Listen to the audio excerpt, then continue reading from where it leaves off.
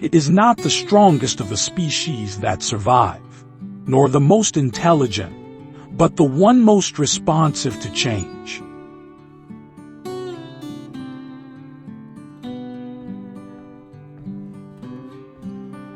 In the long history of humankind and animal kind, to those who learn to collaborate and improvise most effectively have prevailed.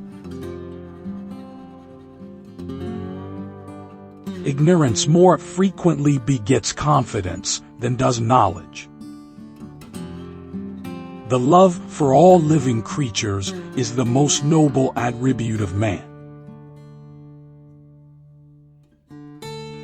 The highest possible stage in moral culture is when we recognize that we ought to control our thoughts.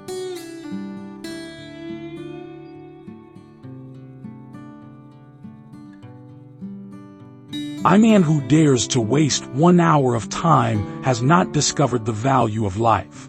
The mystery of the beginning of all things is insoluble by us, and I for one must be content to remain an agnostic.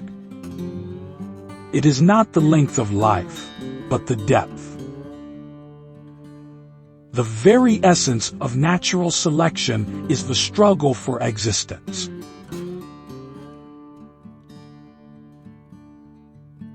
The passion for collecting fossils is almost as great as when humans were living in caves and chipping stones for tools.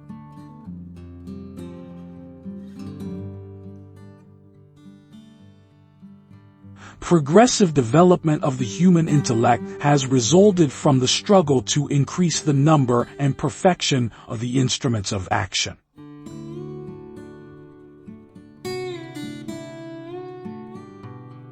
There is grandeur in this view of life, with its several powers, having been originally breathed into a few forms or into one. And that, whilst this planet has gone cycling on according to the fixed law of gravity, from so simple a beginning, endless forms most beautiful and most wonderful have been, and are being, evolved. The more one studies the habits of the higher animals, especially the primates, the more one is impressed with the close similarity of their mental processes to our own.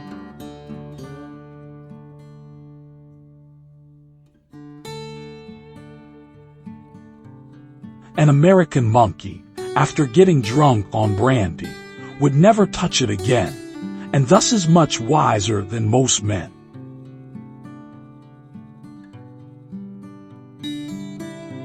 The belief in a supernatural source of evil is not necessary. Men alone are quite capable of every wickedness.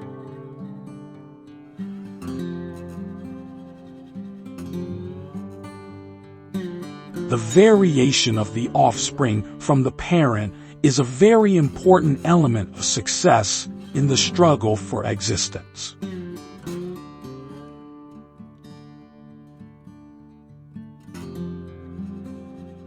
The old belief that the fixed species can be changed by crossing, however often repeated, is absolutely incorrect.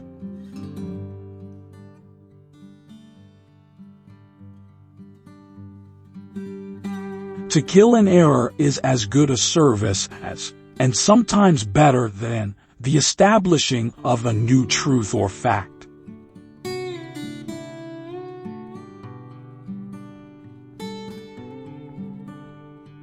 I have called this principle, by which each slight variation, if useful, is preserved, by the term natural selection.